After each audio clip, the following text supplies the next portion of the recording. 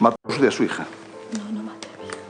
Pero Alfonso no le daba medicación Orfidal a su hija. Creo que se lo dio Alfonso, pero es posible que le hubiese dado yo las pastillas. Nos queda la impresión que somos unos monstruos. No sabe lo que es perder un hijo. No es el mismo escenario. Señor Basterra, metas eso en la cabeza. Entenderán que yo no estaba en 27 de septiembre en unas condiciones, yo no voy a decir exigibles, sino ni tan siquiera mínimas para hacer una declaración coherente. Si me hubiesen preguntado si era hijo del Papa Francisco, seguramente hubiese dicho que sí. Estas declaraciones de Rosario Porto y Alfonso Basterra tuvieron lugar en el juicio que enfrentaron por haberle quitado la vida a su hija, Asunta Basterra, de 12 años. Su caso fue catalogado como uno de los más mediáticos de los últimos años en la crónica negra de España. Para conocer todo lo que sucedió en esta estremecedora historia, te invito a que me acompañes hasta el final del video. Hola a todos, ¿cómo están? Mi nombre es Lesma, espero se encuentren muy bien. Yo como siempre muy contenta de poder estar un día más aquí con ustedes, muy agradecida de que me estén viendo donde quiera que se encuentren. El día de hoy tenemos un caso sucedido en España, el de Asunta Basterra Porto. Acompáñenme a ver todos los detalles.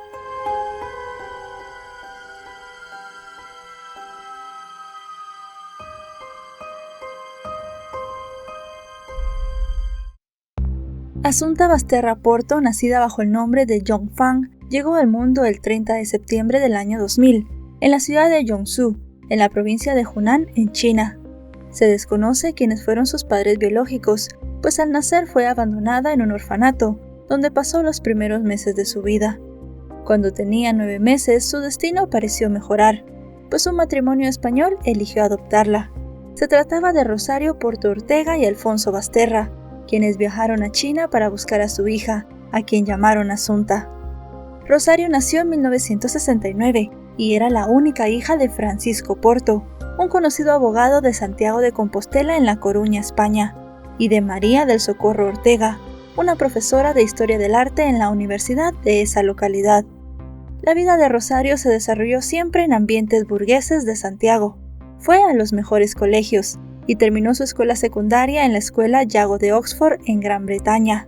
Sus padres estaban muy orgullosos de ella, pues era una hija estudiosa y destacada, cuya educación le permitió hacerse de un excelente currículo. Rosario completó su formación en la Universidad de Santiago de Compostela, donde se graduó como abogada y trabajó una temporada en el despacho de su padre. Luego de eso decidió especializarse en la Escuela de Leyes de Londres y realizó un posgrado en París. Después de pasar largas temporadas en el extranjero, regresó a su ciudad natal, donde abrió su propio despacho. En el caso de Alfonso, nacido en 1964, es uno de los 3 hijos de una familia de clase media de Bilbao, en España. Su padre era un trabajador industrial llamado Ramón Basterra Santos, y su madre una ama de casa cuyos datos se desconocen. Alfonso cursó sus estudios en periodismo y trabajó en distintos medios de comunicación, tanto escritos como radiofónicos y televisivos, especializándose en los temas económicos. Para finales de la década de los 80 se mudó a Santiago de Compostela, donde ejerció como periodista independiente y colaboró en medios de comunicación de información general y turismo. Fue precisamente en esa localidad, en 1990, cuando Rosario y Alfonso se conocieron. Él tenía 26 años y ella 21. El periodista y la prometedora abogada tuvieron una relación de novios de 6 años. En 1996 decidieron contraer matrimonio, y luego del viaje de novios, Rosario regresó para poder ejercer en su bufete, que estaba en una de las mejores zonas del lugar. Para la familia de Alfonso, Rosario era la mujer perfecta, estaban fascinados con ella, no solamente por sus estudios y porque era una persona muy culta, sino también por su abultada cuenta bancaria. Pero eso sí, por petición de la familia de Rosario, la pareja se casó en separación de bienes. Un año después, para marzo de 1997, la carrera de Rosario fue en ascenso, tras ser nombrada cónsul de Francia, representación que heredó de su padre y que compaginó con el ejercicio de su profesión como abogada, experta en temas de derecho internacional. Alfonso también gozaba de cierto prestigio, pero el matrimonio vivía de los ingresos de Rosario, algo que no parecía importarles. Luego de 2 años de matrimonio, Rosario había logrado realizarse a nivel profesional. Sin embargo, no había podido cumplir su sueño de formar una familia, pues padecía de lupus, una enfermedad inflamatoria que ocurre cuando el sistema inmunológico ataca a los propios tejidos, y cuyo tratamiento puede afectar la fertilidad. Además, los médicos le dijeron que de quedar embarazada podía ser riesgoso para su salud, y le recomendaron no tener hijos. Los padres de Rosario estaban deseosos de convertirse en abuelos para que su apellido y su herencia perduraran en el tiempo, y le sugirieron a su hija la idea de la adopción, e insistieron en esa posibilidad, hasta que en 1998, Rosario de 29 años y Alfonso de 34 decidieron iniciar los trámites para adoptar un bebé. Sin embargo, fue un proceso bastante complicado. Ni el prestigio, ni la buena posición económica, ni tampoco los conocidos de la familia de Rosario hicieron el proceso más fácil. En España tenían que pasar por muchos trámites burocráticos y parecía que sería un camino muy largo, y ellos no querían pasar años esperando para adoptar a un niño, por lo cual al final decidieron viajar a China. Fue así que en el año 2001 les llegó la gran noticia: tenían que viajar para recoger a su hija. Lo hicieron con mucha felicidad y cuando regresaron a España fueron noticia. Asunta era la primera niña china que fue adoptada en Santiago de Compostela. Les hicieron entrevistas y parecía que todo iba muy bien. Le tenían mucho amor a Asunta, no solamente ellos, sino sus familiares y amigos. Parecía que la niña iba a gozar de todas las comodidades de la clase alta española. Iba a tener buenos estudios, gente que la quería y un futuro prometedor. Era imposible imaginarse en ese entonces que esa historia maravillosa volvería a ocupar los titulares de la prensa, luego de convertirse en una pesadilla que tuvo un final muy trágico. Volviendo a los inicios de la vida de Asunta con su familia adoptiva, trascendió que a pesar de sus compromisos laborales, ambos padres se consagraron al cuidado de su pequeña y le dieron lo mejor. Asunta fue inscrita en los mejores colegios de Santiago de Compostela, donde pronto demostró una inteligencia asombrosa, pues la niña aprendía con mucha rapidez. Pasó por el Colegio Pío XII y luego por el Rosalía de Castro, instituciones en las que también había estudiado su madre. Todo lo que emprendía lo hacía con excelencia, en especial el aprendizaje de idiomas. La niña asistía a clases de francés, inglés y chino, además de dominar muy bien el gallego y hablar perfectamente el español. Adicionalmente, era amante del deporte y las artes, e iba a clases de piano, violín y ballet. Así, con el paso del tiempo, Rosario, Alfonso y Asunta formaron la familia idílica. Era normal verlos pasear por Santiago de Compostela, lugar donde, ya les dije, ellos gozaban de una muy buena posición. Además de eso, eran unos padres abnegados, asistían a todas las actividades extracurriculares de su hija y la acompañaban a todas partes. Asunta parecía una niña muy feliz. Además de eso, también pasaba mucho tiempo con los padres de Rosario. Le encantaba estar con sus abuelos maternos y a ellos también les encantaba disfrutar de la compañía de la niña. Con todo esto, podemos pensar que los primeros años de vida de Asunta fueron maravillosos, al igual que la imagen que proyectaban sus padres. Sin embargo, todo comenzó a derrumbarse en el año 2011, año que marcó el principio del fin de Asunta. Para finales de ese año, la madre de Rosario, María del Socorro, quien tenía 77 años, falleció. Y apenas 7 meses después, en julio de 2012, repentinamente también perdió la vida el abuelo de Asunta, Francisco, a sus 88 años, lo cual resultó muy difícil de asimilar, no solamente para Asunta, sino también para Rosario. Fue un duro golpe tras otro, pero estos no serían los únicos momentos difíciles que Asunta enfrentaría. Apenas 6 meses después, justamente el día de los Reyes Magos de 2013, sus padres se separaron, porque Alfonso acusó a Rosario de ser infiel con un empresario gallego llamado Manuel García Rendo. A este hombre de negocios, Rosario lo había conocido a través del trabajo. Esto por un empresario marroquí que había estado buscando una persona que hablara francés y pudiera ayudarle en sus negocios. Al parecer, Alfonso se dio cuenta de la infidelidad de Rosario luego de revisar los correos electrónicos en su computadora, y luego de una acalorada discusión, al final la pareja decidió que lo mejor era separarse. Al principio hubo escenas muy desagradables, pues Alfonso le enviaba constantes mensajes con reproches y acusaciones a Rosario. Sin embargo, finalmente la pareja se divorció por mutuo acuerdo, y la sentencia se formalizó el 14 de febrero del año 2013. Tras la separación, el hombre tuvo que regresar a vivir con su familia en Burgos, mientras que Asunta se quedó con su madre en Santiago de Compostela. Para mayo de 2013, gracias a un dinero que le prestó una tía, Alfonso pudo volver a Santiago y alquiló un pequeño apartamento en la calle República Argentina, el cual estaba ubicado muy cerca de la residencia donde vivían Rosario y Asunta. Para ese momento, Rosario no estaba nada bien. La muerte de sus padres, tan seguidas, Sus problemas de salud por el lupus y las exigencias de la maternidad le habían generado demasiado estrés. En junio de 2013, Rosario se agravó y tuvo que ser internada en el Hospital Clínico de Santiago. Tenía mareos, inestabilidad al caminar y se le había caído un párpado. En medio de esa difícil situación, Alfonso le propuso ocuparse de Assunta, pero a cambio le exigió que terminara su romance con el empresario. Acorralada por la necesidad y un tanto desesperada, Rosario terminó aceptando el trato de Alfonso, aunque en realidad ella seguía enamorada de Manuel, quien decía que era muy diferente del hombre con el cual se había casado. Ella decía que Alfonso era un gran padre, pero un mal marido, y que Manuel era todo lo contrario a él. Así las cosas, Rosario se recuperó, y cuando salió del hospital, los tres, Alfonso, Rosario y Assunta, volvieron a tener parte de la vida que tenían antes de que Alfonso se enterara de la infidelidad de la mujer. Comían juntos, veían películas juntos, pasaban mucho tiempo en las calles de nuevo, y además de eso, ese año también pasaron las vacaciones de verano juntos en una casa que Rosario tenía en una localidad llamada Vilanova de Arousa, ahí en Galicia. Sin embargo, la realidad era que Rosario había vuelto a verse con Manuel, supuestamente a escondidas de Alfonso. Para ese momento, aunque aparentaban ser una familia feliz, lo cierto es que ambos estaban completamente frustrados con sus vidas. Alfonso sabía que Rosario amaba a otro hombre y sentía que ella solo lo utilizaba para que se hiciera cargo de Assunta, y ella por su parte estaba atrapada e infeliz al no poder vivir abiertamente su romance con el empresario. Assunta en ese momento de 12 años se encontraba en el medio de la situación complicada de sus padres, cuando una espiral de hechos alarmantes comenzó a girar en torno a su vida. En ese momento no se le dio mayor importancia a algunos incidentes, pero más adelante resultaron ser cruciales. El primer hecho ocurrió la madrugada del 5 de julio de 2013, cuando alguien supuestamente ingresó a la casa de Rosario y trató de sofocar a Assunta mientras dormía en su habitación.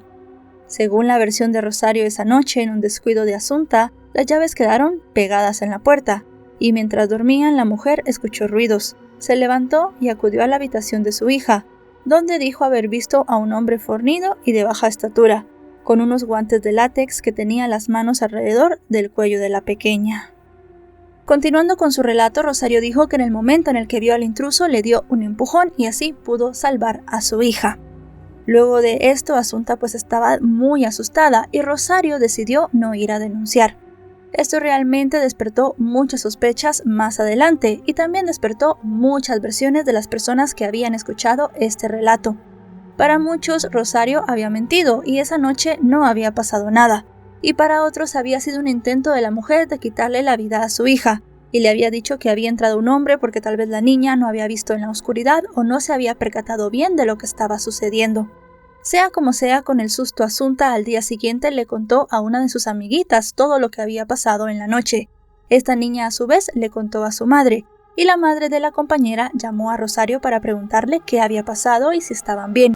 Rosario le dijo que sí, y la madre de esta compañera le aconsejó que fuera a la comisaría a denunciar.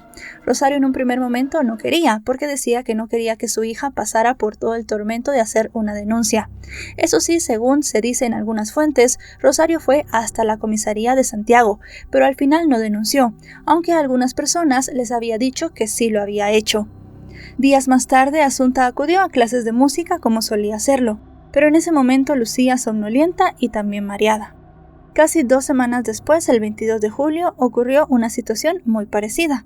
Assunta no era capaz de tocar bien el piano, estaba medio dormida, e incluso tenía problemas para caminar y sostenerse en pie. Preocupada al ver que era la segunda vez que pasaba, su profesora le comunicó lo ocurrido a la directora del instituto, quien habló con Assunta. Ella le contó que sus padres le estaban dando unos polvos blancos que tenían mal sabor y la hacían dormir durante horas. A pesar de esta información, los docentes optaron solo por hablar del asunto con los padres, quienes alegaron que la niña tenía un cuadro alérgico y que le habían recetado antihistamínicos que le provocaban esa reacción, por lo cual este incidente hasta ese momento no trascendió.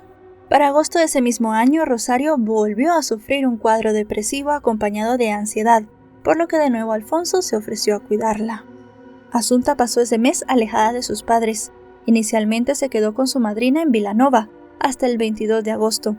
Más tarde, el 28 de agosto, se fue al campo con su cuidadora, Carmen Amarelle, una mujer que ayudaba a Rosario en las tareas domésticas y había cuidado de Asunta desde que fue adoptada.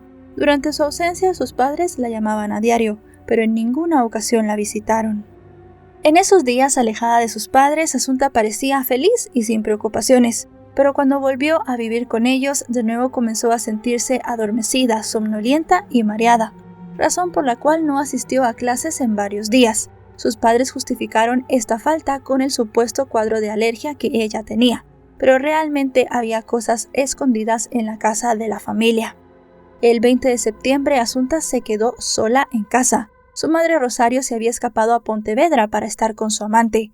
Previendo que iba a llegar muy tarde, le habló a Alfonso para que por favor fuera hasta el piso para cuidar a Asunta por la noche. Ya para ese momento parecía que Asunta era algo que sus padres no querían tener. Parecía que les estorbaba. Rosario simplemente quería quitarse todas las ocupaciones que tenía y vivir su idilio romántico con este hombre. Cuando quedaba poco más de una semana para que la adolescente cumpliera 13 años, el sábado 21 de septiembre de 2013, ocurrió algo que dejó a todos desconcertados. Ese día todo parecía transcurrir con normalidad. Cerca de las 2 de la tarde, los tres almorzaron en familia en el departamento de Alfonso, quien preparó unas albóndigas con champiñones. Luego jugaron a las cartas. Sin embargo, esa misma noche, alrededor de las 10:20, Alfonso y Rosario acudieron a la policía para denunciar que su única hija había desaparecido. Rosario le comentó a las autoridades, como ya sabemos, que ese día habían estado en casa de Alfonso hasta más o menos las 5:20 de la tarde. Dijo que luego de esa hora Asunta se había querido ir al piso donde ellas vivían, por lo cual se había adelantado, y ella había salido detrás de ella unos minutos después. Rosario comentó que esto le pareció muy normal porque era algo que la niña ya hacía y además de eso, ambos apartamentos quedaban muy cerca. La mujer comentó que estuvieron allí en la tarde en su apartamento hasta las 7 de la noche, cuando ella decidió ir a una finca que tenía en Teo por algunas cosas. La mujer comenta que salió de la casa muy tranquila, fue a la finca y alrededor de las 9:30 de la noche regresó. Se dio cuenta que la casa estaba con llave, que la alarma estaba puesta y al entrar vio que Asunta no estaba. Comenzó a buscarla por toda la propiedad y no la encontró, por lo cual llamó a Alfonso para preguntar si estaba con ella. Alfonso le dijo que la niña no estaba allí, que él había pasado toda la tarde leyendo. Ambos comentaron que esperaron un tiempo prudencial y también preguntaron a amigos y conocidos si habían visto a Asunta, pero cuando nadie les dio razón de ellos fue que decidieron ir a la policía a denunciar. Aquí ellos cayeron en una primera contradicción, pues Alfonso le dijo a las autoridades que tanto Rosario como Asunta se habían ido a la misma hora de su casa. Tomando en cuenta esto y el hecho de que ninguno de los dos había podido describir bien la ropa que tenía Asunta la última vez que la habían visto, la policía comenzó a pensar que era un relato sospechoso. Si habían estado juntos toda la tarde, obviamente ellos tenían que recordar cómo estaba vestida su hija. Además, cuando se referían a Asunta, lo hacían como si estuviera ya sin vida, cuando para ese momento estaban denunciando una desaparición. A los funcionarios también les generó suspicacia la rapidez con lo que los padres llegaron a la policía, considerando que Rosario había regresado a casa supuestamente a las 9:30. El tiempo que había tomado realizar las llamadas y esperar para ver si aparecía había sido largo. En sus declaraciones los padres insistieron en que la desaparición de su hija había sido forzada, pues ella era una jovencita responsable, que jamás se había ausentado de casa. Incluso para darle mayor peso a esa afirmación, Rosario le contó a la policía el incidente que había ocurrido en su vivienda meses atrás, cuando alguien supuestamente entró a la residencia e intentó sofocar a Asunta. Una vez puesta la denuncia, la Guardia Civil inició las labores de búsqueda. Lo primero que hicieron fue ir hasta el edificio donde vivía Rosario, para ver si había algún rastro que los ayudara a dar con el paradero de Asunta. Los agentes realizaron un chequeo rápido en el celular de la niña, pero no encontraron nada relevante, al menos no en ese momento. Asimismo inspeccionaron su habitación, donde hallaron sus libros tirados en el suelo, como si hubiese estado estudiando. Más allá de eso, los agentes no pudieron encontrar nada que les diera alguna pista para saber en dónde estaba. Las autoridades también fueron a la casa de Alfonso para revisar el apartamento. Querían ver si encontraban alguna pista de Asunta, pero de nuevo, como en la casa de Rosario, en ese momento no encontraron nada que los pudiera llevar a la niña. Solamente notaron que no había muchas cosas de Asunta en el lugar, y era algo extraño porque Alfonso cuidaba mucho de ella. pero al final de cuentas quedó así, en algo que les parecía extraño. Por eso ellos no podían pensar que Alfonso tenía algo que ver en la en ese momento desaparición de su hija. Adicional a esto, las autoridades comenzaron a moverse para poder obtener las imágenes de las cámaras de seguridad de todos los negocios cercanos tanto al apartamento de Rosario como al apartamento de Alfonso. Querían saber cuáles habían sido los últimos pasos de Assunta.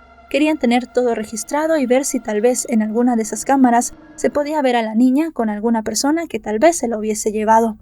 Lamentablemente, a pesar de todos los esfuerzos de las autoridades, la búsqueda de Assunta no terminó de la manera que todos esperaban. El 22 de septiembre por la madrugada, el cuerpo de Assunta fue encontrado en Teo, a más o menos 5 kilómetros de la finca de Rosario. Los restos fueron encontrados por 2 hombres que vieron un bulto cuando se estacionaron en la zona. Se acercaron con la esperanza de que aquello no fuera lo que parecía, pero sus deseos no se cumplieron. Se trataba del cuerpo sin vida de Assunta. Sus extremidades tenían marcas de amarre, pero los pies y las manos no estaban atados, y cerca de ella había unas cuerdas de color naranja. Inmediatamente los hombres llamaron a emergencias para reportar el hallazgo, sin siquiera sospechar toda la trama de horror que se avecinaba. Cerca de las 7 de la mañana, los peritos levantaron el cuerpo y lo trasladaron a la morgue para hacer todos los análisis forenses. A los investigadores les llamó la atención que Assunta parecía haber sido colocada cuidadosamente en el lugar donde fue hallada, como si lo hubiese hecho alguien que la conocía. Algunos dijeron que de no ser por el entorno en el que estaba y los restos de la cuerda, la niña parecía estar dormida. En un primer momento, y como puede ser lógico en estas investigaciones, las autoridades creyeron que los 2 hombres que habían encontrado el cuerpo tenían algo que ver con los hechos. El cuerpo de Assunta estaba en una zona poco transitada, bastante oscura y difícil de acceder. Se les hacía raro que estas 2 personas justamente hubiesen pasado por allí ese día. Pero los 2 hombres explicaron que ellos la noche anterior en las fiestas habían bebido demasiado y había un control policial de alcoholemia, por lo cual no querían pasar por la carretera principal. Además de eso, ambos tenían coartadas muy sólidas para las horas en las que Assunta estuvo desaparecida, por lo cual fueron retirados inmediatamente de la investigación. Mientras se realizaba toda esta investigación, los padres de Assunta fueron notificados de los hechos, y ellos rápidamente pidieron un permiso especial para poder incinerar los restos de Assunta. Tenían que pedir este permiso porque como la muerte había sido violenta y había estado bajo investigación, ellos no podían hacerlo por su propia cuenta. Un tiempo después ya un juez les dio este permiso diciendo que los peritos y los forenses habían recogido todas las muestras que necesitaban para seguir con la investigación. Mientras se esperaban los resultados de las pruebas forenses y los familiares de Assunta preparaban todo para despedirse de ella, los detectives realizaron una inspección en la finca de Rosario en la localidad de Teo, en la cual estuvieron presentes tanto Rosario como Alfonso. En medio de esta diligencia ocurrió un incidente que resultó bastante extraño para los agentes y puso a la madre en la mira de la policía. Durante la inspección ocular, Rosario se mostró tranquila, relajada e incluso bromeó con los investigadores, algo bastante irregular, considerando que apenas unas horas antes había fallecido su hija. En un momento dado, la mujer dijo que tenía que ir al baño de la primera planta. Al hacer este comentario parecía estar un poco nerviosa, como si intentara ocultar algo, por lo que uno de los oficiales decidió ir tras de ella. Sin percatarse de que estaba siendo observada, Rosario entró en una de las habitaciones, donde intentó deshacerse de algunas cosas que estaban dentro de un cubo de basura. El guardia civil que la siguió pudo impedir que completara la tarea, y al revisar el contenedor halló una mascarilla, un amasijo de pañuelos de papel ligeramente humedecido, y una cuerda anaranjada de color brillante similar a la hallada junto al cuerpo de Assunta. Para justificar la presencia de estos objetos, Rosario dijo que la mascarilla era para airear la recámara, y que los pañuelos habían sido usados por Assunta porque tenía gripe. No obstante, cuando los agentes le preguntaron por las cuerdas, no supo qué contestar. Alfonso, en cambio, aseguró que habían sido usadas para hacer trabajos de jardinería. Los detectives no creyeron en la versión de los padres y en ese momento pidieron que todo el mundo se retirara del lugar para realizar una inspección más exhaustiva en toda la casa. Ya para ese momento ellos no creían en Rosario y Alfonso y pensaban que estaban mintiendo, pero lo pensaron todavía más cuando obtuvieron las primeras imágenes de las cámaras de seguridad. En estas imágenes se podía ver que Rosario había mentido sobre las horas y los movimientos que había tenido el día en el que Assunta supuestamente había desaparecido. Fue entonces cuando las autoridades obtuvieron una orden de arresto en su contra, la cual ejecutaron el 24 de septiembre. Varios agentes de la Guardia Civil esperaron a que terminara el velatorio de Assunta para detener a su madre. Recordemos que Rosario dijo que Assunta había desaparecido de su casa mientras ella estaba ausente. Sin embargo, la cámara de seguridad de una gasolinera la grabó en su vehículo en compañía de su hija a las 6:23 de la tarde de ese día. A esto se le sumó el hecho de que las llamadas que Alfonso y Rosario dijeron haber hecho a sus conocidos para saber dónde estaba su hija no eran del todo ciertas. Los detectives a cargo del caso estaban seguros de que Alfonso también estaba implicado, pero para ese momento no había ninguna prueba en contra de él. Sin embargo, esta situación cambió cuando llegaron los resultados preliminares del informe forense, el cual reflejó como causa de la muerte asfixia por sofocación, y determinó, lejos de lo que se pensaba al principio, que Assunta no presentaba ningún signo de abuso sexual. Los análisis también revelaron que el cuerpo de Assunta presentaba marcas de ligaduras en manos y pies, así como una lesión en el rostro y en uno de sus muslos, lo que hacía pensar que había sido arrastrada y que había sido colocada en el lugar donde fue hallada de una forma más o menos rápida. Como en el momento de realizar el levantamiento del cuerpo, los peritos no tomaron la temperatura ni midieron la humedad del lugar del hallazgo, no se pudo determinar con precisión la hora de su deceso. Sin embargo, con base a las livideces post-mortem, se estimó que había perdido la vida entre las 6 y las 8 de la tarde del 21 de septiembre. El jefe de Servicio de Patología Forense del Instituto de Medicina Legal de Galicia, José Blanco Pampín, confirmó que fue asfixiada con un objeto, e incluso que vomitó o tuvo náuseas antes de su deceso. Estos datos resultaron de gran ayuda para los investigadores, pero lo que resultó más crucial fue el resultado de las pruebas toxicológicas, las cuales revelaron elevadas dosis de ansiolíticos en el cuerpo de Assunta. Concretamente, el estudio arrojó que había ingerido una dosis equivalente a 27 pastillas de lorazepam. Desde el punto de vista toxicológico no se podían determinar varias cosas, como por ejemplo si Assunta se había tomado todos los comprimidos a la vez, si se los habían dado en la comida, si habían sido triturados, si se había tomado las pastillas, si se los habían dado el mismo día con algún espacio de tiempo. Realmente eran muchas preguntas las que había de esto, por lo cual se determinó que se haría un análisis en su cabello para obtener mayor información. Ya con esto los ojos de la policía también comenzaron a ponerse en Alfonso.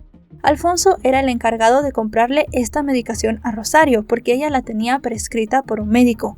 Además de eso, según habían dicho tanto Rosario como Alfonso, él había preparado la comida de Assunta esa tarde, por lo cual aquí ya podía haberle puesto algunos comprimidos. La policía determinó que él también tenía que ir a la cárcel. Fue detenido y lo pusieron en una celda muy cercana a Rosario. Estaban tan cerca que podían hablar, y estas conversaciones fueron grabadas sin su consentimiento por una orden del juez durante todos los días que estuvieron esperando su proceso. Posteriormente, la Audiencia Provincial de La Coruña anuló la validez de estas grabaciones y prohibió que fueran usadas en el juicio. Sin embargo, varias de estas se filtraron a la prensa y dejaron al descubierto detalles comprometedores para ambos padres. Mientras avanzaba el proceso, Rosario supo por medio de su abogado que la policía tenía imágenes de las cámaras de seguridad que la habían captado dentro de su vehículo junto con Assunta en dirección a Teo, por lo que modificó ante el juez de instrucción su declaración inicial. En esta nueva versión, Rosario dijo en sus propias palabras que ese día Assunta estaba insoportable y que ella le pidió que la acompañara a la finca de Teo para recoger algunas cosas. Supuestamente la niña accedió y subió al vehículo con su madre, pero una vez que iban de camino y pasada la gasolinera, Assunta decidió que quería bajarse. Comentó que quería volver a casa porque tenía que terminar algunas tareas, y Rosario comentó que eran más o menos las 5:50 cuando su hija se bajó del automóvil. También dijo que la había dejado cerca de la casa de su padre. Comentó que no había dicho esto a la policía en un principio porque no pensó que fuese algo muy relevante para la investigación. Pero de nuevo no le creyeron, y el juez determinó que tanto Alfonso como Rosario debían ir a juicio por el delito de homicidio. Si bien se creía que había un caso sólido en contra de los padres de Assunta, hubo una cosa en octubre de 2013 que hizo cambiar por completo la investigación. Según el laboratorio forense, en la camiseta que Assunta tenía cuando fue encontrada sin vida, se habían encontrado 2 muestras que eran unas manchas de semen. El perfil genético reveló que las muestras correspondían a un joven hispano residente en Madrid, quien había sido investigado por una agresión sexual de la cual había quedado finalmente absuelto. Sin embargo, este chico tenía una coartada sólida, que incluía 3 testigos, el rastreo de su celular, comprobantes de compras que había realizado ese día y también fotos de una cena que habían sido subidas a redes sociales en la misma fecha en la que Assunta desapareció. Esto demostraba que para el momento en el que habían ocurrido los hechos, él estaba a 600 kilómetros de Santiago de Compostela y por lo tanto no podía ser vinculado en la investigación. Aunque los abogados defensores tanto de Rosario como de Alfonso insistieron en la culpabilidad de este joven y aseguraban que las autoridades habían montado una conspiración para encubrirlo, días después la policía reveló que las sospechas sobre el chico habían surgido por un error relacionado con la contaminación de pruebas en el laboratorio. Según se explicó, un preservativo con muestras de semen del hombre se hallaba en el mismo laboratorio y en la misma cámara frigorífica donde se había analizado la camiseta de Assunta. Además se dijo que aparentemente se había empleado la misma tijera para cortar el profiláctico y los tejidos de la prenda de la niña, lo cual había provocado la contaminación. Una vez descartada la posibilidad de que una tercera persona hubiese sido la responsable del crimen, los detectives se concentraron en conseguir pruebas para demostrar la culpabilidad de los padres. A medida que avanzaron las investigaciones, se fueron revelando cada vez más detalles de esta historia, que conmocionó no solo a los habitantes de Santiago de Compostela, sino a toda España, y que tuvo una de las coberturas mediáticas más grandes de ese país. Según una de las informaciones que salió a la luz, la muerte de Assunta fue el resultado de un plan ideado por sus padres desde el mes de julio del año 2013. Esto se supo gracias a los testimonios de las profesoras de música de Assunta, quienes al enterarse por los medios de comunicación que la niña había sido sedada antes de que le quitaran la vida, fueron a las autoridades a contar que en algunas clases ella había asistido de manera somnolienta, parecía muy cansada y mareada, y cuando le increparon sobre por qué se sentía así, la niña decía que era porque sus padres le estaban dando unos polvos blancos. Los síntomas que describieron las maestras de música de Assunta concordaban con los síntomas que se tiene cuando se toma mucho lorazepam, lo que se había encontrado en el cuerpo de Assunta. También recuerden que hicimos mención a que se le iban a hacer unos exámenes en el cabello para determinar desde hacía cuánto tiempo ella estaba consumiendo esto. Los exámenes determinaron que Assunta había estado consumiendo esta sustancia 3 meses antes de que le quitaran la vida. Esto de nuevo puso los ojos de los investigadores en Alfonso, ya que según las cámaras de seguridad y las facturas, él había estado comprando este medicamento unos meses antes. Él había dicho que esto era por el tratamiento de Rosario, pero las fechas realmente no concordaban, ya que él había empezado a comprar este medicamento a principios de julio, y a Rosario se lo habían recetado a finales del mismo mes. En un total de 3 meses, él compró 180 comprimidos de lorazepam, lo que podrían ser 6 meses del tratamiento de Rosario. Obviamente esto no era para nada normal. Por otra parte, la policía encontró tanto el ordenador portátil como el segundo teléfono móvil de Alfonso, los cuales misteriosamente habían desaparecido de su casa cuando se inició la investigación y volvieron a aparecer en su residencia en diciembre de ese mismo año. El hallazgo fue luego de que la abogada de Alfonso comunicara por escrito al juzgado que su cliente iba a dejar el departamento en alquiler. Aunque la letrada aseguró que ambos dispositivos siempre estuvieron en el lugar, los agentes no los vieron cuando registraron de manera exhaustiva el inmueble 3 meses antes. A pesar de que se había borrado gran parte de la información del disco duro de la computadora, la policía logró encontrar datos que generaron sospechas sobre las tendencias sexuales de Alfonso. El historial mostraba visitas a muchas páginas con contenido sexual para adultos, y la visualización de videos e imágenes en las que aparecían mujeres con rasgos asiáticos. En junio de 2014, el grupo de delitos contra las personas logró recuperar en el teléfono de Assunta, que antes pertenecía a su madre, unas fotografías que habían sido borradas y resultaban muy comprometedoras. En algunas de estas imágenes se mostraba a Assunta con los ojos cerrados envuelta en un edredón. En otras fotos tomadas tras la fiesta de fin de curso de ballet de Assunta cuando tenía 9 años, ella aparece vestida con corsé y medias de rejilla. Aunque ese traje había sido elegido por la profesora para todas las alumnas, los padres realizaron fotos en las cuales la pequeña aparecía acostada de lado en un sillón, en una posición un tanto inapropiada. En numerosos artículos y programas de medios españoles se llegó a afirmar que estas fotografías estaban en el ordenador de Alfonso, creando así la opinión general de que los padres de Assunta podían ser unos pervertidos. El abogado de Rosario dijo que para él las fotografías eran normales e irrelevantes, y comentó también que la Guardia Civil había tenido en su posesión el teléfono durante meses, y se le hacía extraño que justamente antes de que iniciara el juicio las fotografías se filtraran a los medios. Dijo que las autoridades estaban tratando de hacer una mala imagen alrededor de los imputados, para que el jurado los declarara culpables. Y si bien en el transcurso de los meses se habían recolectado muchas pruebas que daban el indicio de que tanto Rosario como Alfonso habían planeado quitarle la vida a Assunta, todavía quedaba una gran pregunta en el aire: ¿por qué quitarle la vida a su hija? Existieron muchas conjeturas en torno a este interrogante. Una de estas sostenía que hubo un móvil económico relacionado con la herencia de los padres de Rosario, quienes lograron reunir un importante patrimonio y gozaban de una posición financiera envidiable. De acuerdo con esa hipótesis, como los abuelos de Assunta no confiaban ni en su hija ni en su yerno, le habían dejado todos sus bienes a su nieta. En ese sentido, una prima del padre de la imputada le dijo a los medios que al saber que la herencia no sería para ella, Rosario también podía haber acabado con la vida de sus padres. Sin embargo, la investigación de la Guardia Civil descartó este planteamiento, cuando se demostró que los abuelos de Assunta no habían hecho ninguna modificación en su testamento y no habían heredado en vida a su nieta, de modo que Rosario era la única sucesora de todos los bienes. El segundo móvil que se investigó también se relaciona de alguna manera con la herencia. Esta hipótesis daba por cierto que los acusados habían acabado con la vida de los padres de Rosario para cobrar la herencia, y luego terminaron con la existencia de su hija porque ella descubrió lo que habían hecho, y había amenazado con revelarlo.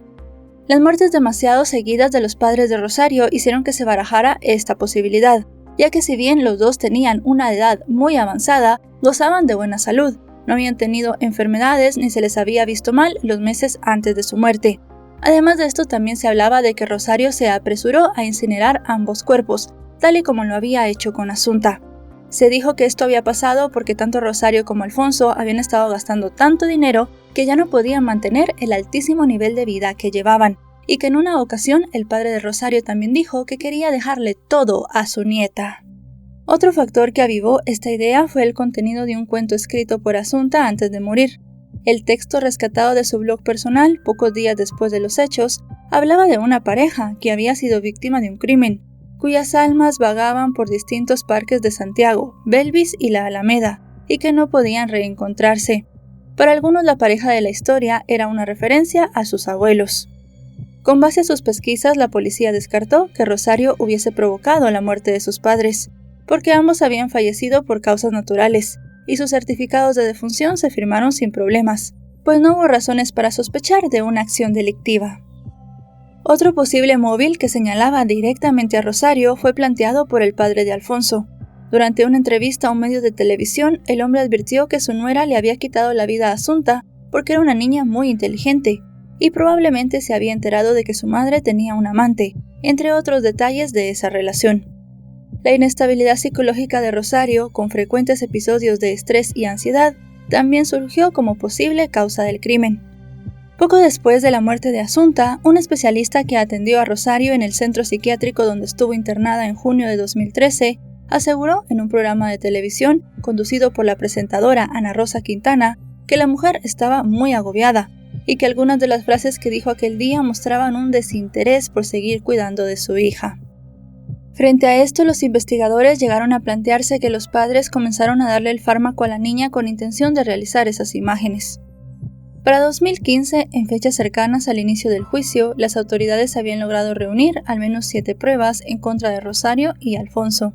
Entre ellas estaban las versiones contradictorias de ambos sobre el recorrido de Assunta en sus últimas horas de vida.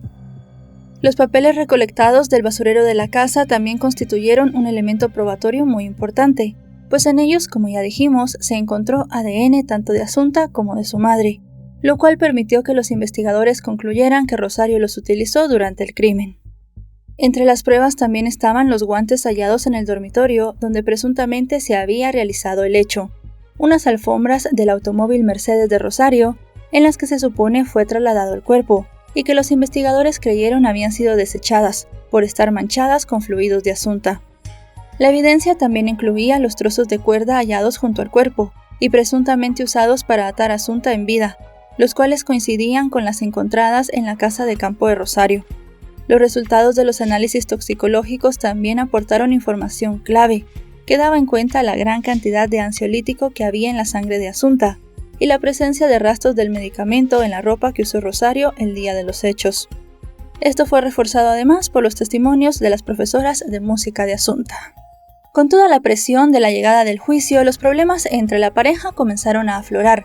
Si bien Rosario y Alfonso habían dicho que iban a tener una defensa conjunta y que llegarían juntos al juicio, el primero en desmarcarse fue Alfonso, quien en un escrito de defensa acusó prácticamente a Rosario de haberle quitado la vida a Assunta.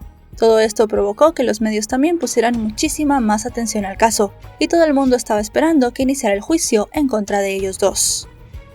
El debate estaba previsto para comenzar el 23 de junio de 2015, pero fue pospuesto ante la imposibilidad de reunir a algunos miembros del jurado. De los 36 candidatos elegidos por sorteo, uno había fallecido, otro no podía ser localizado, y 3 fueron reacusados por los abogados defensores. Luego de esos 16 pusieron varias excusas que el presidente del tribunal aceptó, por lo que al final faltaban 4 personas para completar el mínimo de 20 candidatos. Finalmente, a principios de octubre de ese año, dio inicio el juicio en la Audiencia Provincial de La Coruña, en el cual se esperaba el testimonio de unos 84 testigos y más de 60 peritos.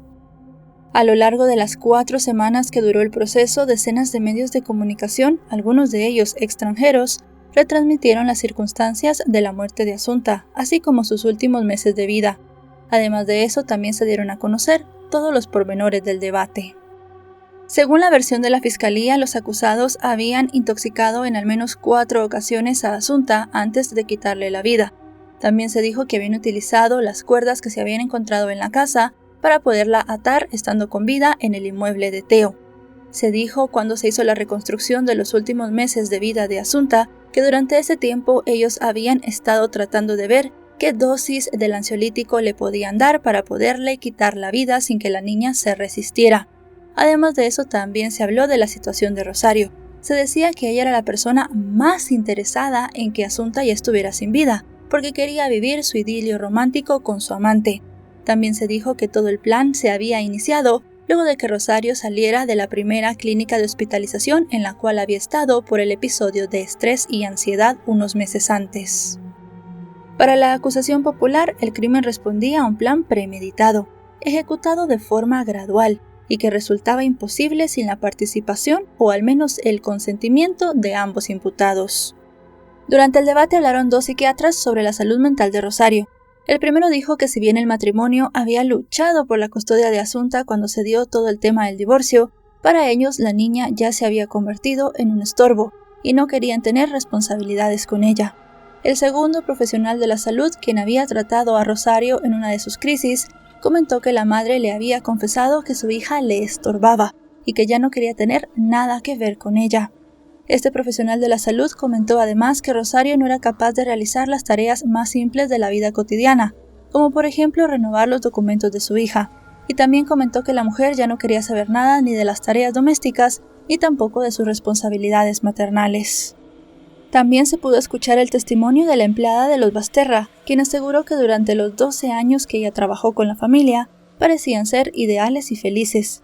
Dijo que jamás vio nada que le hiciera sospechar que ellos estaban haciéndole daño a Assunta. Sin embargo, otros testigos aseguraron que era Alfonso quien maltrataba a Rosario. Ambos acusados subieron al estrado, donde se declararon inocentes, y negaron de alguna manera haberle suministrado ansiolíticos a su hija. Rosario fue la primera en ofrecer su testimonio. Confesó que para ella había sido muy difícil la ruptura de su matrimonio, pero aseguró que tanto ella como Alfonso habían tratado de ser los mejores padres para Assunta. Por su parte, el abogado de Rosario insistió en que su defendida padecía de episodios de depresión profunda y que tenía constantes lagunas mentales, lo que según su criterio justificaba que hubiese dado 3 versiones diferentes a la Guardia Civil sobre los movimientos que había tenido esa noche. Cuando le tocó el turno a Alfonso, su actitud en casi todo el interrogatorio fue altanera, e incluso corrigió en varias ocasiones y cuestionó las preguntas planteadas por el fiscal. Relajado y hasta con las manos en los bolsillos, siempre defendió su inocencia. Aunque negó haberle dado el medicamento a su hija, no pudo justificar por qué había comprado más de 180 pastillas de este ansiolítico entre los meses de julio y septiembre de 2013. Entenderán que yo no estaba en 27 de septiembre en unas condiciones, ya no voy a decir exigibles, sino ni tan siquiera mínimas para hacer una declaración coherente. Si me hubiesen preguntado si era hijo del Papa Francisco, seguramente hubiese dicho que sí. Luego de los testimonios de los procesados, las dos profesoras de música de Assunta confirmaron ante el juez de instrucción, José Antonio Vázquez Taín, las declaraciones que ya habían realizado ante la Guardia Civil. Seguidamente, la acusación hizo una reconstrucción de las actividades de ambos acusados en las horas próximas a la desaparición y muerte de Assunta, mostrando las grabaciones de las cámaras de vigilancia y las pruebas extraídas de sus teléfonos. El primer material que se analizó fue el captado por la cámara de una sucursal bancaria, ubicada cerca de la calle República Argentina. En las imágenes se puede ver a Assunta a las 5:21 de la tarde caminando sola hacia su casa, sin evidentes señales de sedación. Con esta imagen quedaba en evidencia que Alfonso había mentido, al asegurar que tanto Assunta como Rosario se habían ido juntas de su apartamento. Rosario no aparecía en la toma sino hasta 7 minutos después. Seguidamente, a las 6:12 de la tarde, la cámara de una joyería registró el momento en el que Rosario llegaba caminando a su garaje, ubicado en la calle General Pardiñas. 2 minutos después se ve cómo el automóvil Mercedes color verde de la mujer sale del estacionamiento. Luego, según las imágenes, la madre de Assunta condujo en dirección a su domicilio para recoger a su hija, y fue captada saliendo con el auto con la niña a las 6:20, lo que probaba que ella viajaba en el automóvil. Posteriormente, la cámara de una gasolinera las captó a las 6:22, y a las 6:33 se desconectó la alarma de la residencia en Teo, donde estuvo hasta las 8:53 de la noche. El viaje de regreso le tomó 22 minutos más que el de ida. Esto lo comprobaron los investigadores, gracias a las cámaras del Parlamento gallego, que la registraron en la zona a las 9:28 de la noche. Unos 5 minutos más tarde, el automóvil de Rosario entró de nuevo al garaje, y ella abandonó el edificio a las 9:38. A los detectives les llamó la atención la secuencia que se dio justo después.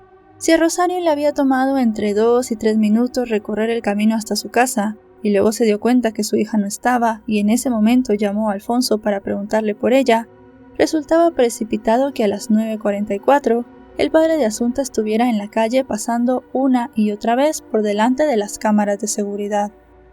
Y como ya sabemos, el recorrido de los padres de Assunta terminó ese día con ellos en la comisaría poniendo la denuncia por su desaparición. Si bien había muchas pruebas que los podían culpar de haberle quitado la vida a su hija, los abogados tanto de Rosario como de Alfonso querían crear una duda razonable en el jurado. Querían crear un espacio que se pudiera dar para pensar que ellos no habían sido los que le habían quitado la vida a su hija. Esto lo lograron gracias a varios testigos. El testigo más importante era el hombre dueño de una casa muy cercana al lugar donde se encontró el cuerpo de Assunta. Es más, era la casa más cercana que había en ese sitio. El hombre parecía un testigo muy creíble, y lo que decía favorecía a Rosario y a Alfonso. Este hombre comentó que el 22 de septiembre a la medianoche, él había pasado hasta 3 veces por el lugar donde se encontró el cuerpo de Assunta junto con su esposa. Ese día había luna llena, y además de eso, él llevaba una linterna para alumbrar el camino. Dijo que en ningún momento había visto el cuerpo de Assunta, y para esa hora los padres de la niña ya habían puesto la denuncia ante la Guardia Civil, por lo cual, según la defensa, tenía que existir otra persona que hubiese depositado el cuerpo en el lugar. Sin embargo, para explicar el hecho de que el matrimonio no hubiese visto a Assunta, la fiscalía sostuvo que el cuerpo estaba en una zona oscura bajo un árbol que proyectaba una sombra muy espesa, y la única luz artificial era una farola a 87 metros de distancia. Bajo las órdenes del juez de instrucción, la Guardia Civil realizó una reconstrucción para poder comprobar si los testigos habían pasado por allí sin notar el cuerpo. Durante el procedimiento, los testigos no fueron capaces de distinguir una prenda que había sido colocada como señuelo donde estaba el cuerpo de Assunta. Otro de los testimonios que generó dudas fue el de una compañera de Assunta en las clases de francés. Ella afirmó que la tarde del 21 de septiembre vio a la niña junto a su padre por la calle. La joven detalló que se encontraba con su novio en la calle General Pardiñas, cuando vio a Assunta y Alfonso subiendo por la avenida y pararse ante un paso peatonal. También señaló que al día siguiente, cuando se enteró de lo que le había pasado a su compañera, le dijo a sus padres que ella la tarde anterior la había visto con su padre. Cuando ya salieron en los medios todas las comunicaciones de que Alfonso podía estar metido en el crimen de Assunta, fue que esta adolescente decidió que tenía que hablar con el juez instructor, pero sus padres habían tratado de mantenerla alejada de este caso tan mediático para que su nombre no fuera revelado. Para poder contrarrestar este testimonio, si bien se presentó un recibo de que la chica había estado en la tienda a las 6:21 de la tarde y a esa hora había pagado, y ella aseguró que luego había salido inmediatamente a la calle con su novio y en ese momento era que había visto a Assunta con su padre, la defensa dijo que ellos tenían que basarse en la cámara que ya tenía la acusación. En esa cámara a esa hora se veía a Assunta en el automóvil de su madre, por lo cual ella no podía estar en dos lugares al mismo tiempo. Sin embargo, según lo explicado por el fiscal, Rosario dijo en una de sus declaraciones que esa tarde, cuando salió con la niña hacia la finca, se había parado en el camino a recoger una bolsa. La presunción de la acusación era que la mujer no buscó ninguna bolsa, sino que se paró a recoger a Alfonso y a Assunta, que estaban en la calle donde los había visto la testigo. Para la fiscalía, aunque en las cámaras de seguridad solo se podía ver a Rosario y Assunta en el vehículo, esto no significaba que Alfonso no pudiera ir oculto en la parte de atrás, y que por eso no había sido detectado. En sus alegatos finales, las defensas de ambos acusados reiteraron que no había pruebas contundentes en contra de sus clientes, por lo cual pidieron su absolución. Luego de escuchar a más de 130 testigos y de 4 días de deliberación, el jurado emitió un veredicto unánime. Encontraron culpables a Rosario Porto Ortega y Alfonso Basterra por el delito de asesinato, con la concurrencia del agravante de parentesco.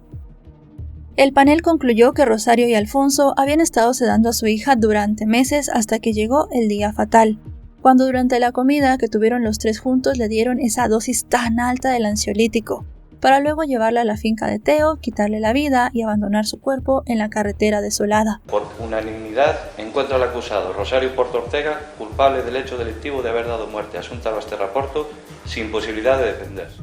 Mientras escuchaban el veredicto, Rosario se mostró con entereza y Alfonso negó con la cabeza en varias ocasiones. Mientras ellos hacían esto, la fiscalía solicitó la pena de 18 años.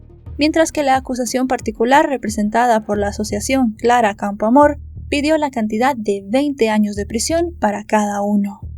2 semanas después del fallo, la sección sexta de la Audiencia Provincial de La Coruña condenó a ambos a 18 años de cárcel, con la inhabilitación especial para el ejercicio de la patria potestad durante este periodo de tiempo.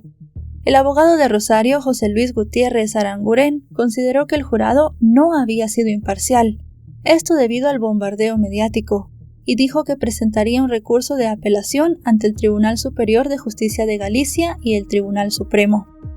En 2016, ambas instancias corrigieron en la sentencia que solo se podía situar a la madre en la casa donde se produjo el crimen.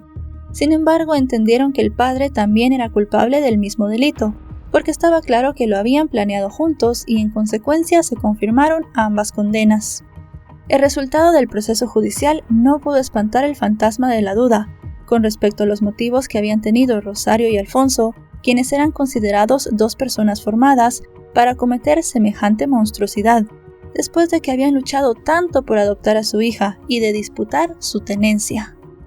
Este interrogante y el tratamiento periodístico que se le dio al caso, que fue considerado como el hecho delictivo con mayor seguimiento mediático en España en esa época, sirvió de inspiración para muchos escritores y productores, que durante los años siguientes publicaron distintas obras sobre el tema. La periodista de sucesos Cruz Morcillo publicó el libro El crimen de Assunta, donde recogió muchos detalles sobre la investigación que ella cubrió para el diario ABC y el programa de Ana Rosa. Para el año 2016, el medio público vasco EITV emitió el documental El caso Assunta, dentro de su programa El lector de huesos, en el cual el antropólogo forense Paco Echeverría discutió los detalles de los análisis forenses. En 2017 se estrenó un documental de 4 partes denominado Lo que la verdad esconde, caso Assunta, que desde el 2019 está internacionalmente disponible en Netflix con el título El caso Assunta, Operación Nenúfar. En 2018, Margusin publicó el libro The Murder of Assunta Jong-Fang, en español El crimen de Assunta Jong-Fang, con entrevistas a casi todas las personas relacionadas con el caso. El mismo año, la dramaturga Tamara Gutiérrez escribió la obra teatral Historia de un monstruo, una dura crítica a la cobertura mediática de la historia. Mientras el crimen de Asunta seguía dando de qué hablar, sus padres vivieron de forma muy distinta su estancia en prisión. En el caso de Rosario, cada aniversario de la muerte de su hija publicaba una esquela en un periódico local que decía lo siguiente: Asunta Yongfang, in memoriam, te querré siempre, mamá. Durante su permanencia en la cárcel, la salud mental de Rosario, la cual ya estaba afectada antes de entrar, fue desquebrajándose a una velocidad inmedible. La mujer tuvo varias crisis y además de eso fue ingresada en distintos hospitales de salud mental durante toda su estancia en prisión. Adicional a esto, tuvo 2 intentos de quitarse la vida que no llegaron a concluirse. El primero ocurrió en el año 2017, cuando le informaron que sería trasladada de la cárcel de Terceiro donde estaba a la de Alama. En esa ocasión, ella consumió varias pastillas para dormir, algunos somníferos que había estado acumulando con el tiempo, pero no logró quitarse la vida. El segundo intento se dio en 2018. Ella intentó colgarse en su celda, pero una de sus compañeras la encontró y terminó salvándole la vida. Al final logró quitarse la vida el 18 de noviembre del año 2020. De igual manera se colgó en su celda de la prisión de mujeres en Brieva, Ávila. El entierro de Rosario fue en el cementerio Boisaca y apenas contó con una comitiva de 8 personas, entre las cuales se encontraba su abogado y su amiga Teresa, quienes vieron cómo los operarios colocaban el féretro en el panteón familiar. Junto a ella, para sorpresa de todos, se colocó la urna de cristal con las cenizas de Asunta, y desde entonces ambas yacen en el mismo lugar. Rosario dejó todo su patrimonio con valiosas propiedades inmobiliarias a su amiga Teresa, quien era una de las pocas personas que la visitó cuando estaba en la cárcel. Aunque la casa de Teo, donde ocurrió el crimen, se había puesto en venta, esta no había podido concretarse, ya que se incendió en octubre de 2020, poco antes de la muerte de Rosario. Alfonso, quien no recibió ni un centavo de la herencia de Rosario, reaccionó con total frialdad ante la noticia de su muerte, y se mantuvo en silencio en la cárcel de Terceiro en La Coruña.